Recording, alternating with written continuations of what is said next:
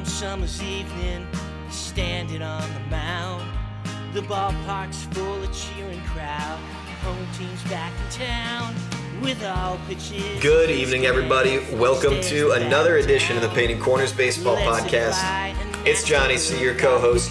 As always, joined by the one and only Aiden Smith. Man, we are just extending shortstops all over the league. Hey, everybody, Gold Rush alert. Don't have to even step onto an MLB diamond. You're getting a big contract. Bryce Harper Revenge Circuit. I love it. Good year for Harper. Royals can't really hit. Witt, yikes, no extra base hits. And Mason Miller might be a Cy Young. What an interesting week of baseball. Things are heating up. Aiden, as we shift out of the small sample size realm of cope for teams that are struggling, how are you feeling about baseball as we head through April? I always love ball unless there's some sort of like work stoppage or CBA garbage, but otherwise I'm happy. Kevin McGonigle, 97th percentile in XBA. And what's even cooler about that is his XBA is 316 and he's hitting 317 IRL, 12.8 whiff rate. Wow. For a 21-year-old kid. Can you break that down for us listeners, the XBA thing? Like when you read that, what gets you hyped? I'm a little slow tonight. So the XBA, like all those expected stats, they point to what the large sample size will probably bring out and extract, right? So, when you see a guy get hot, whether it be pitching or hitting in, 30 game, 50 game sample, typically when you point to the expected stats, you're going to see that precipitous drop, right? And as you extend farther out and as time goes on, they'll eventually regress back to that mean. But the fact that his XBA is 316 over this time period is definitely an encouraging sign. It doesn't necessarily mean he's going to hit 316 over his career, obviously, but what it does mean is that over this time period, based on the peripherals, he deserved to hit 317. Right. He's not just getting lucky? Yeah. Okay. Exactly. Got you. Yep. All right. That's pretty cool. Well, I love the name McGonigle. He's getting called the professor. What was her name? Dolores? No, that was Umbridge. Professor McGonigle. Minerva. Yeah. Dude. Minerva. The nerve of Kevin, though, just being an awesome Tiger. El Tigre's bats. What are they good? Are we liking them? Are you buying Comerica Park stock? I mean, of course the Tigers have the pitching. Reese Olson's out though for the year. Sad. Which is a tough blow. From an offensive standpoint, I mean, you had Torque break out last year. Riley Green's been good for a couple years in a row now. I do think that this could be a playoff lineup. But I don't think it'll carry the team, right? Like, the pitching has to be good. Yeah, true. Right. I remember in the Mariners series, it was like, wait for Torque to get up and Kerry Carpenter. Oh, man, I'll never forget that hit. Lefty on lefty. Kerry Carpenter, 3-run bomb. Good job. Good job, Kerry. But carrying the team is going to come from the arms. Skubal's, back to form. Fromber's not that bad, right? Fromber seems to have regressed back to his mean performance after a pretty crappy last 2 years in Houston. He's starting to look like a little bit more Fromber. Yeah, although he did go, didn't he go like 6 innings the other day with like no Ks or something like that? That is weird. That's a bad Fromber. That's where it's like, I mean, those are anomalous. Like, if he's not striking guys out with his sinker and curveball, like he's probably getting drilled out of there in 4 innings, giving up like 5 earnings. I almost wonder, Johnny, what the relationship is between Fromber K's and the level of apathy that Fromber has in his start. Right? What do you think it is? Like, is he just like throwing pitches over, like, oh, I'll get a ground ball, whatever, Doesn't care anymore. And when he's slicing and dicing you, right? I mean, he's still getting the ground ball, but he's getting his 5-6 Ks, right? Like, is that when Fromber cares? Paradoxically, when his Ks are rolling, they can create this expectation in him that when an ump does not concede to the Fromber train, giving him a call, I guess that is offset a little by ABS, that can set Fromber into a tizzy. So it's almost like you want to keep him just at this like low simmer of, 6 Ks. That's your best Fromber. 5 to 6 Ks, 7 innings workhorse, a lot of ground ball double plays, getting out of jams. Just enough of a simmer where he can't be like, man, I'm on a roll. And then an ump messes it all up. That was always a hard watch. Fromber's best friend is emotional regulation. Emotional regulation.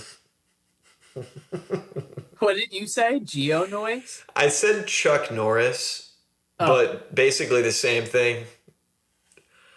Well, Chuck is a friend for all of us. Rest in peace, I agree. Right? Did Chuck pass away? Damn.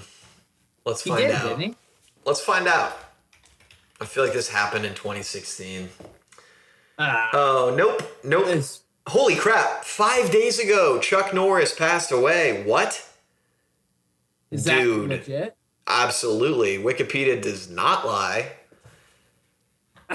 Unlike what they tell you in grade school, and they're like, no, you need to cite 49 books. You can't use the internet to cite for your essay on, was Jim Casey a Christ figure in The Grapes of Wrath? And it's like, brother, the internet is the new thing. Can I please cite Wikipedia? And they're like, no, Wikipedia is full of lies. And it's like, so I think the whole idea is barrier to entry. So, when people make that claim, and people make that claim in baseball too, like, right? Like, you can't cite like some random guy on Twitter who like made a graph, and it's like, but what if that graph is sick?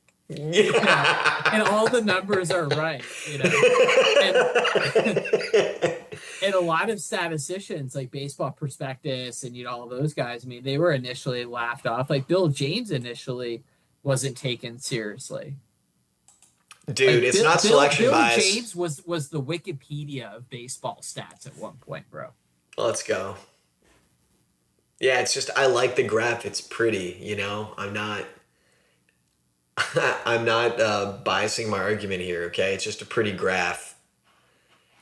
Speaking of histograms and green line go up, the stock that I am buying, is Bryce Harper comeback tour t-shirts.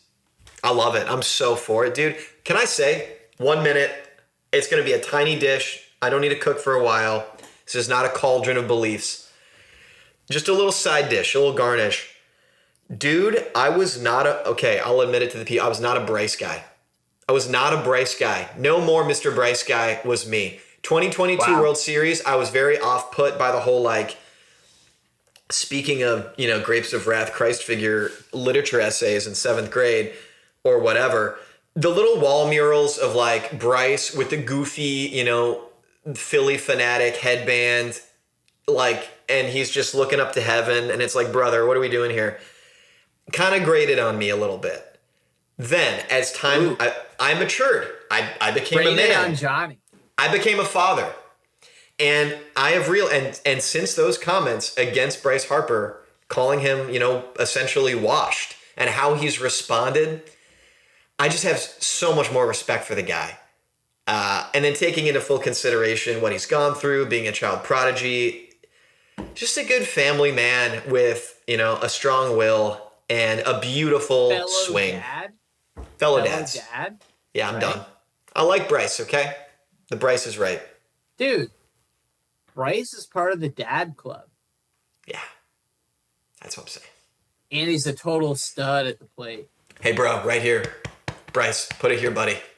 You, me, Peter Bendix, all 4 of us, dude, we just need to go get a room at Pensacola Beach and like 4 rooms at Pensacola Beach and just go hang out at the beach for a while. I was going to say, like, what are we talking about here? So Bryce has a Rookie of the Year award, 2 MVPs. Yeah. And that 141 OPS plus this year is right in line with that 142 career mark. So no downward slope for Harper right now. Looks pretty good at first base, too. 1.188 OPS in April, 145 WRC plus, raking. Also, 6 years left of control of this. If I could subscribe to the Bryce Harper show for 6 more years, he's a first baseman now. He's just focusing on hitting. I love it. Flame under his butt. Shout out the GM for motivating him so hard. Love this. Love to see that. I'm buying that stock right now. Phillies, though, I'm not buying their stock. They're not looking good. Got swept by the Braves, Citizens Bank. Taiwan Walker, 9.16 ERA in 4 starts. How are we feeling about Taiwan? Well, Taiwan isn't missing many bats, obviously. But I do want to talk for a second about Bryce. I have a philosophical question for you. Love this. So let's say Bryce comes back, late stage MVP, age 33, gets that third MVP on the shelf, right? Should he buy Dave dinner for motivating him? Or does Dave owe him dinner? Or does no one owe anyone anything other than Harper being owed his salary? This is kind of a dynamic situation, don't you think? I love the question. So here's my take. It reminds me of that Townes Van Zandt song, For the Sake of the Song. Yeah. And the lyric says, maybe she just has to sing for the sake of the song. Who am I to decide that she's wrong? And there's this, you said philosophy, so I'm going off the reservation here. Let's go. It feels like the elephant in the room that these characters are dancing around. The GM knows that he is just trying to motivate his player. He's not trying to be a meanie.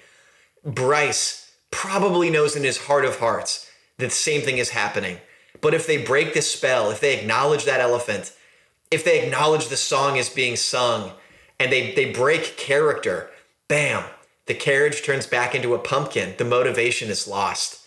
And so in some way, as humans, we have to sacrifice and offer ourselves up to playing the humble role of feigning ignorance in order to don the role admirably so we can have a 1.188 OPS in April. To answer your question, I think he doesn't buy him dinner.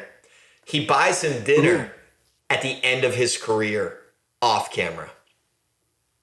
But what if Harper's not in the Phillies, or what if Dombrowski's not in charge of the team anymore? Oh, they'll find each other. They'll find each other. Gandalf so? showed up on the third day, man. They were like, hey, are we going to die at Helm's Deep? Gandalf charged downhill and said, yo, I'm clip farming right now for Joe, unironically. So, can we be honest, though? Dombrowski isn't going into Hell's Deep, okay? And Dombrowski isn't Gandalf, right? Damn, no, Harper is Gandalf finding Dombrowski.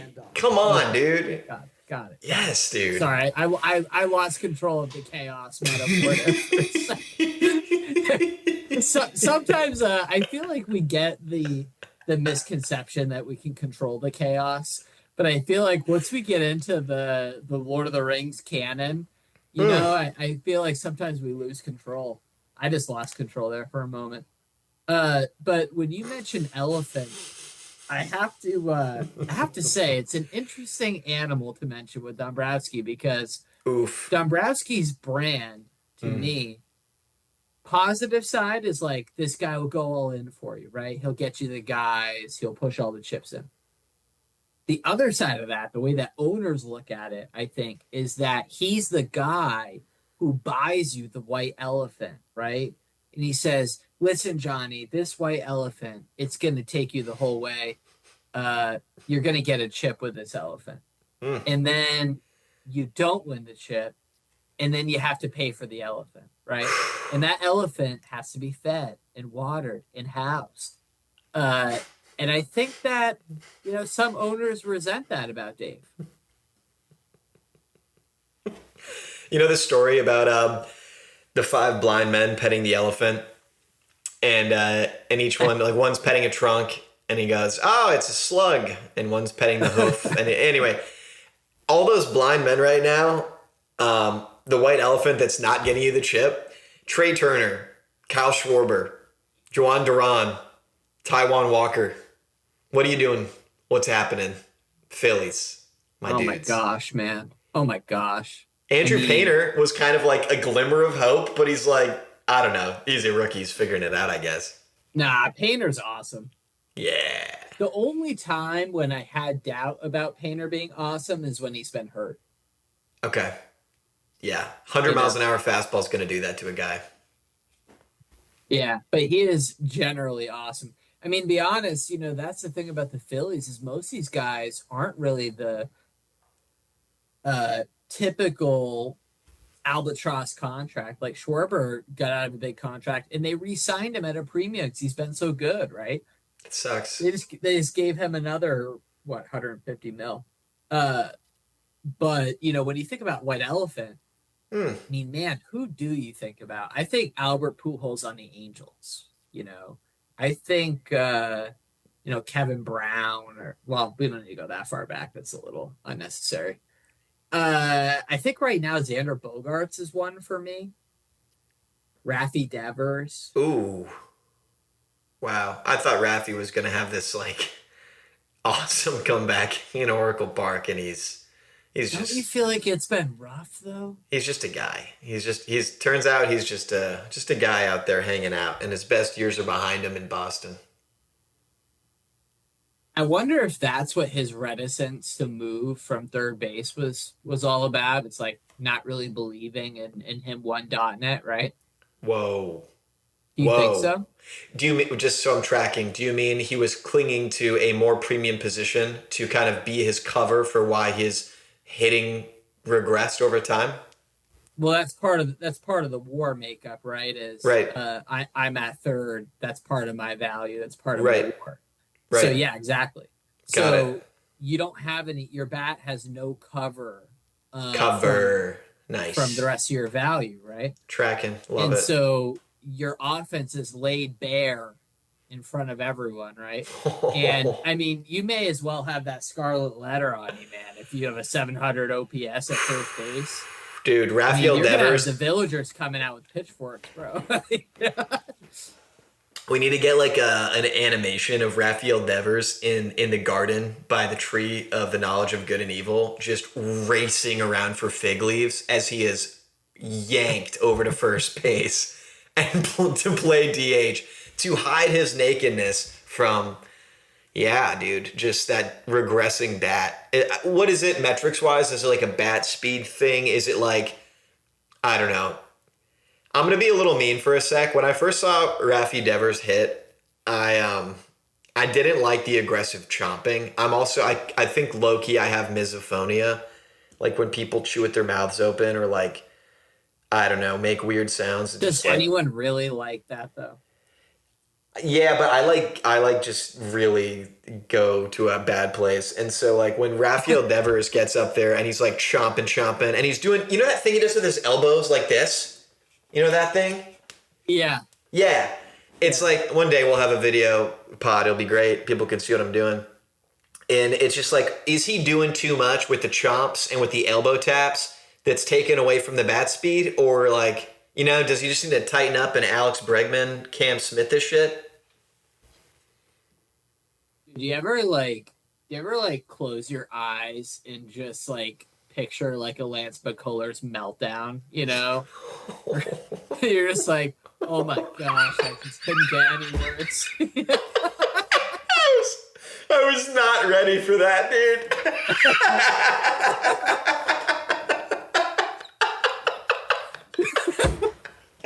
Do you ever picture Hector Neris walking the bases loaded?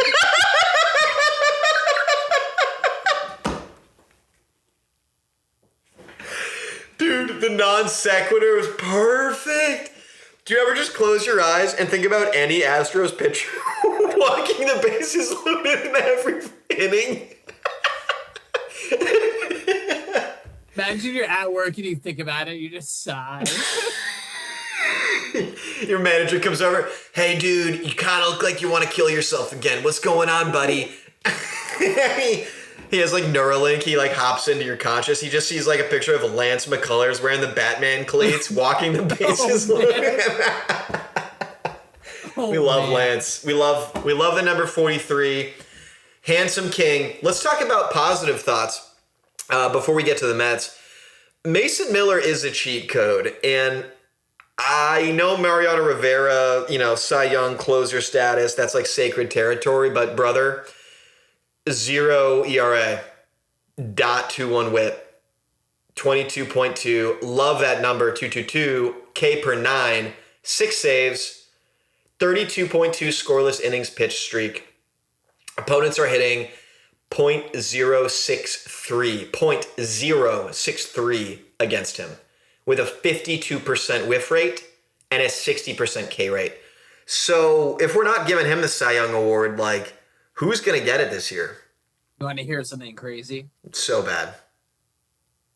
So opponents are 0 for 25 against Mason's slider with a 77% whiff rate.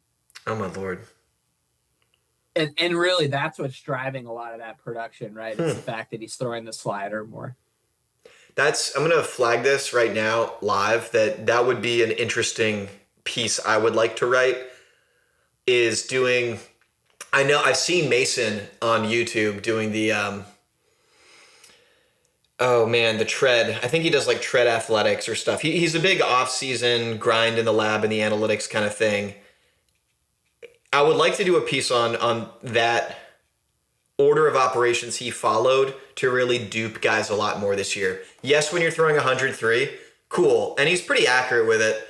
But I agree with you. I think the slider's setting things up, and he went to the lab and figured more about the PEMDAS. Please excuse my dear Aunt Sally, or dear Aunt Slider, if you will. Ooh. Yeah. So Mason Miller's happy.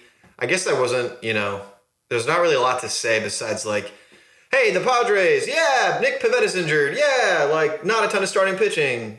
Juan Soto's been gone. Mason Miller, though. To answer your question, in the American League right now, I think you got to look at Jose Soriano. Absolutely. Yep. That'd be a cool year. Miller and Soriano would be sick. ALNL. I mean, in the National League, if you are going to have someone compete with Mason, I mean, I have to say I do have a negative bias toward relievers for the Cy Young, but it's not that it can't be done, right? If he does it over a full season, yep, you have to at least consider it if you're a writer, Yep. Man, who do you throw in there? I feel like Sandy looked really good for a while, but he's had a couple of rough starts. Yeah.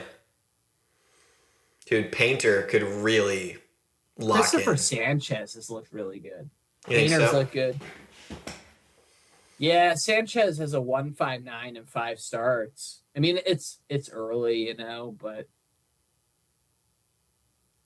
there's been some guys who put up good numbers. Yeah, I don't know. I mean, when was the last time a reliever won the Cy? Do we know? I think it was Mariano Rivera. Mariano didn't win a Cy. What? I don't think so. Let's look it up. Let's look it up. I'll stand corrected, but I don't think so. Nope.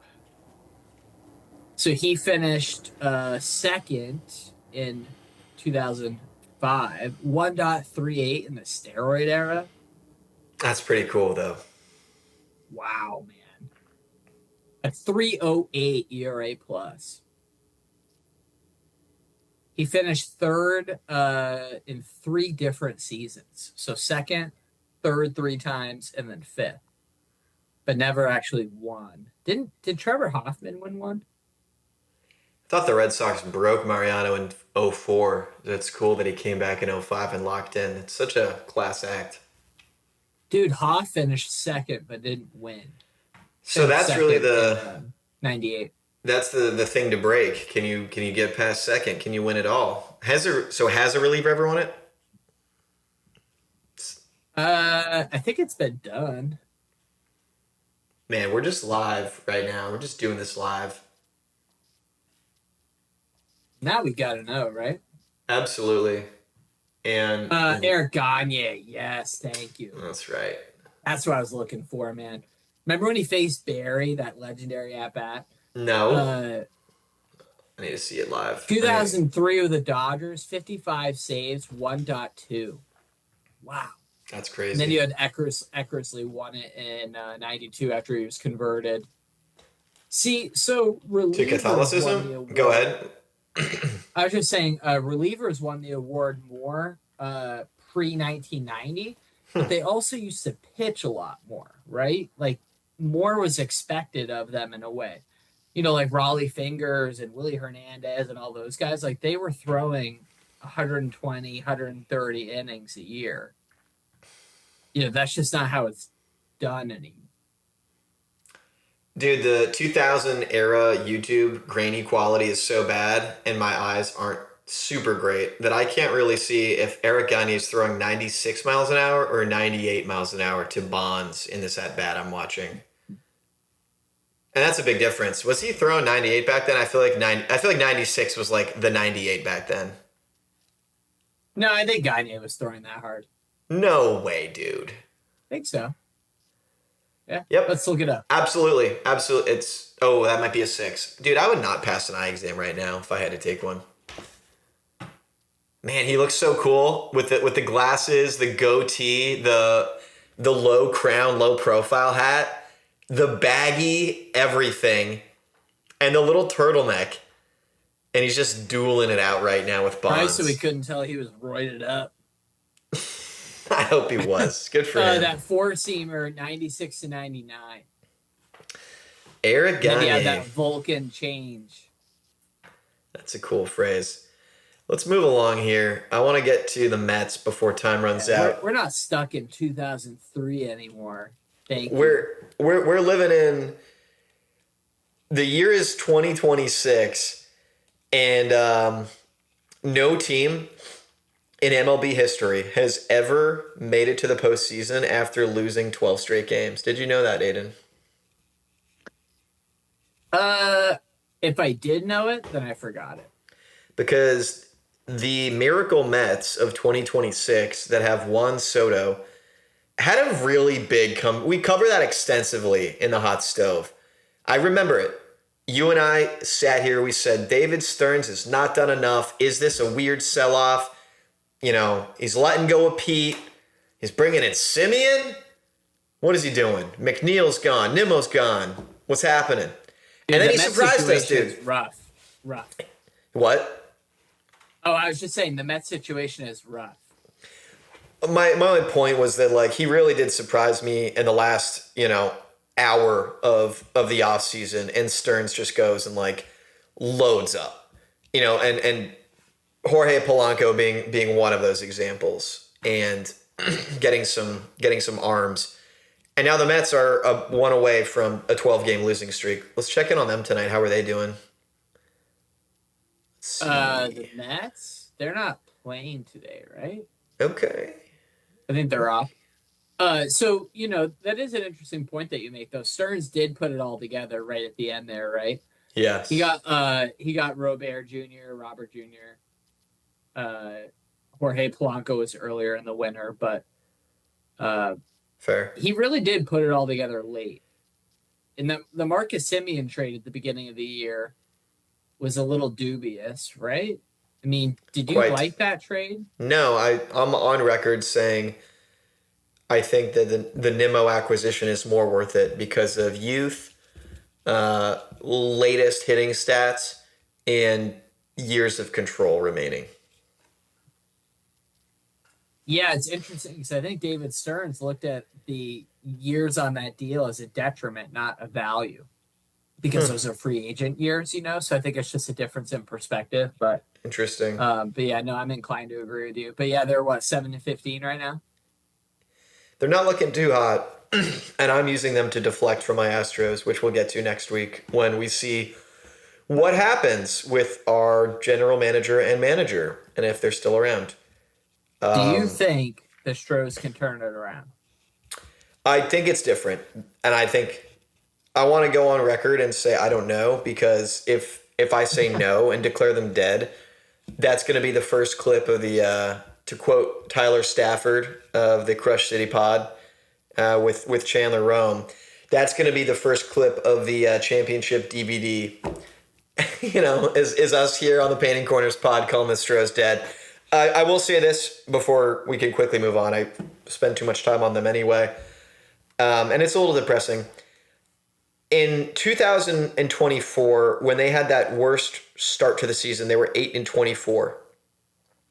Yeah. The difference was your rotation had healthy Hunter Brown and Framber Valdez atop it, and you had Kyle Tucker, Alex Bregman, Yordan Alvarez, and Jose Altuve, at the very least, all healthy. And this year, there's no one you're looking forward to of like, oh, that guy just needs to figure it out and come back from the IL. It's like your starting rotation is decimated by injury, and they're not coming back anytime soon. You have no hope. Josh Hader couldn't even help you because he's just a closer. Brian Abreu has forgotten how to throw a baseball. And your bullpen and starting rotation is basically AA, and there's not much there to choose from. So the offense is great. Yordan's having an MVP year, but there's really nothing to look forward to until the vibes change. I want to bring this full circle, but your reference to Hader and the fact that his ability to move the needle is limited because he's a closer, to me, is the argument against a closer winning the Cy Young. Oh, nicely done, sir. Nicely done, sir. Hey, right, everyone. That was nice. I'm doing the Shia LaBeouf claps, dude. That was nice. That was sick. I'm sold, okay? I just like Mariano. I think he's Eric Gagne. Man, that just brings me back to my youth, bro. That was some memories, man. Oof, I mean, I like Mariano because the Red Sox seem to always get him on the right day, you know? Absolutely. Yeah. I mean, let's talk Angels. Second in the MLB, it. First in the American League, and homers with 34. Let's go Angels. Joe Adell wrote 3 homers in a game, obviously, but they've been hitting bombs and taking names. I mean, do you think the Angels are legit? It's all about Jose Soriano and Mike Trout staying healthy at this point to me. I think Zach Neto's cool and stuff, and Joe Adell's robberies are like cool and stuff, but as you brought up very well, Joe Adell's not known for his defensive prowess. No. I'm going to be the guy. I'm going to be the little cold water on Joe Adell and say that he was like right place, right time for those. And the photo, you know what I mean? The photo finish, he just like kind of landed there. It is fun, though. It's fun. Hey, baseball needs that. That's great. But let's also reality check, too, a little cold water, that the Angels are 8-8, and they went 72-90 and 25. So cool, beating expectations. But you're banking on Mike Trout staying healthy and not SpongeBobbing his way to the IL again. And then for the hot water pour, I guess we're just pouring temperature water. Jose Soriano is amazing. 4-0, 0.33 ERA, 0.67 whip and 31 Ks and 27 innings pitched. I think Jared Weaver was the last good Angels pitcher to be that good. And now you got this guy. Where did Jose Soriano come from? Technically the international free agent pool. Right. Did he, that's good info. Did he come out is this a breakout year for him, or did he just dial something in recently? I would say that he's been a prospect who has good stuff, and he's finally putting it all together is the way that I would describe it. I mean, in 2025, for example, he was 4th percentile in hard hit rate, 4th percentile in average exit velo. Translation, he was getting rocked. Wow. 13th percentile in walks. So combination of, getting barreled up and walking too many guys. Now, the things that he has done well, even previous to this season, is ground ball king. So 100th percentile in ground ball rate last year, even above Framber, 66%. Dude, two And more he throws arb hard. years. Two more arb years, so I'm seeing that he is pretty young. You know, he's making 2.9 million this year. 2 more years of arbitration. So it really is a story. That's why I was asking. It's like he's pretty young in his career.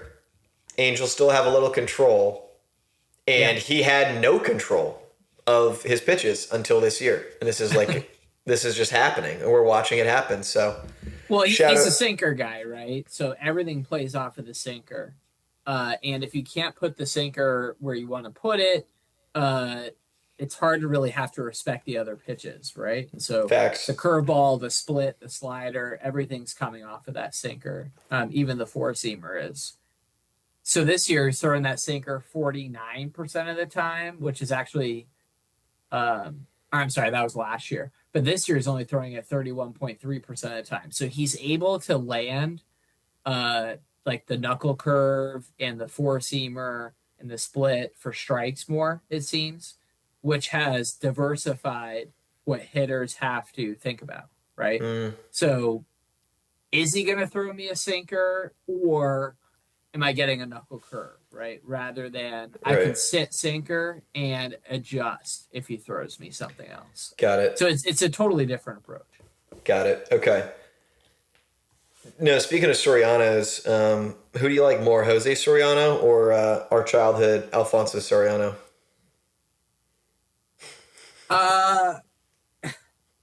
Honestly, Jazz kind of reminds me of Alfonso Soriano. Wow, dude. Damn. He doesn't hit bombs like Alfonso, but they play second base like the same. I feel like Alfonso was such a class act, whereas Jazz just strikes me more as like little cocky Well, I kid. mean, as a player, I don't mean the attitude, right? Okay, not as a human.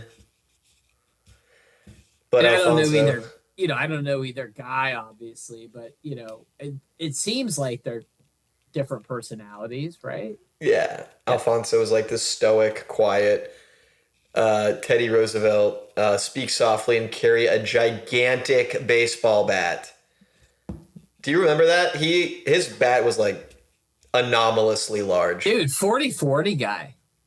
Wow. Let's do it. I'm doing the trip through early 2000s YouTube baseball. I'm wont to do in the hours down after memory lane. Absolutely. You should look up when Paul Konerko and Jermaine Dye hit their 300th homers back to back. Okay. It's a nice moment. I'm loving that. I'll pull that up next to Alfonso Soriano highlights. Imagine just hitting your 300th homer with your bro, just back to back. Let's see how quickly that comes up in the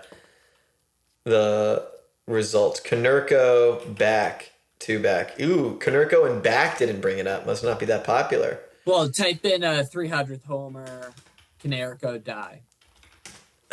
All right, I can do some search queries.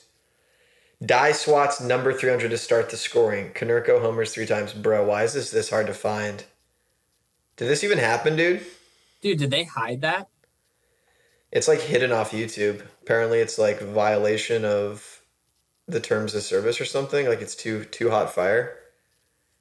Wait, did I mix my timelines? Uh-oh.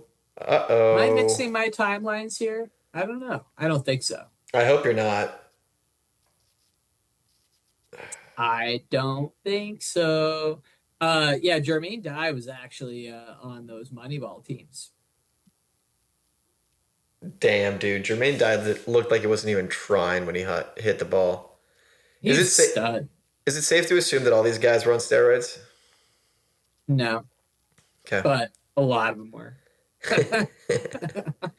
I mean, I hate to assume that anyone cheated who wasn't like caught cheating.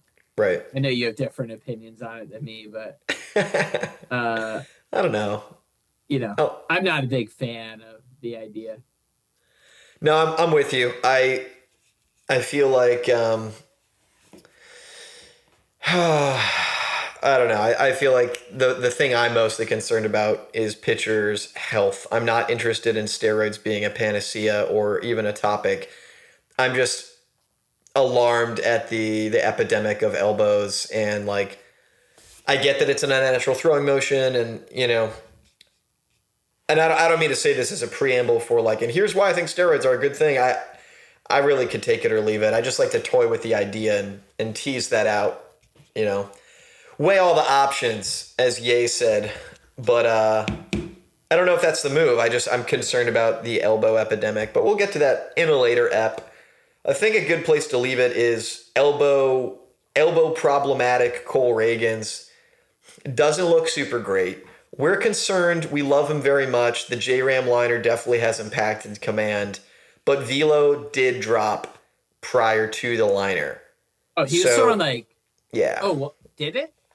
Yeah, so opening... Like 92 after, I remember. Yeah, opening day, he was throwing like 96 in the first inning. And it dropped to like 93 by the fourth inning. Yeah. Something's up. And we might need to go into the Cole Ragans lab like we've done before. So he came back out after J-Ram hit him, right? He goes, "Oh, I'm fine." You know, I think so. Everyone off. So he shakes everyone off, you know. And he couldn't throw anything first strike. Then he throws that get me over fastball, gets crushed, you know.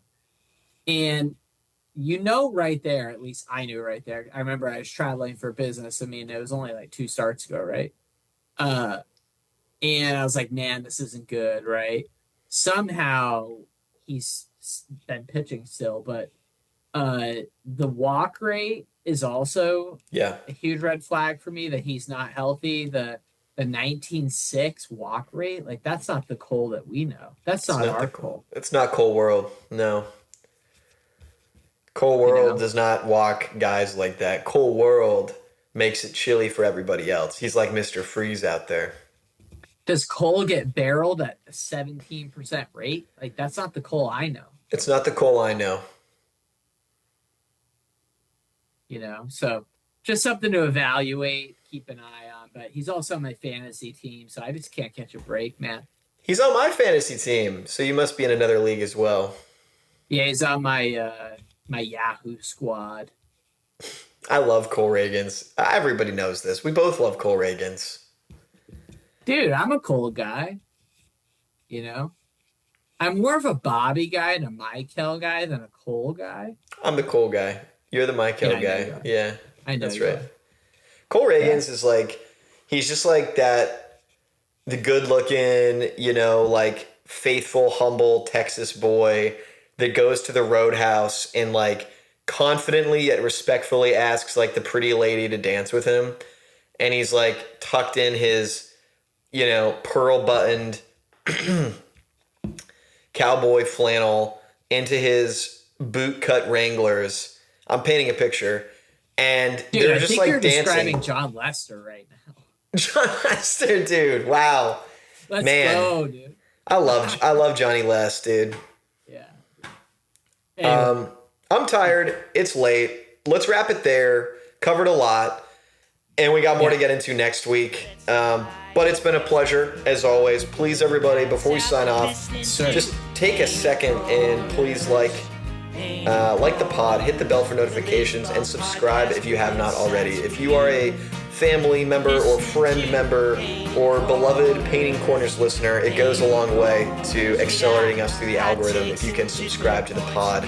And come give us a follow at painting-corners.com as well. We're all over social media. You know where to find us. We really appreciate it. Thank you for your support. And come check out our merch store as well if you want to look cool out there in your pickup softball leagues. That's it for us. We'll see you next week. Good night. They're talking about it all, listening to Painting Corners, Painting Corners, a baseball podcast with insights for you. Listening to Painting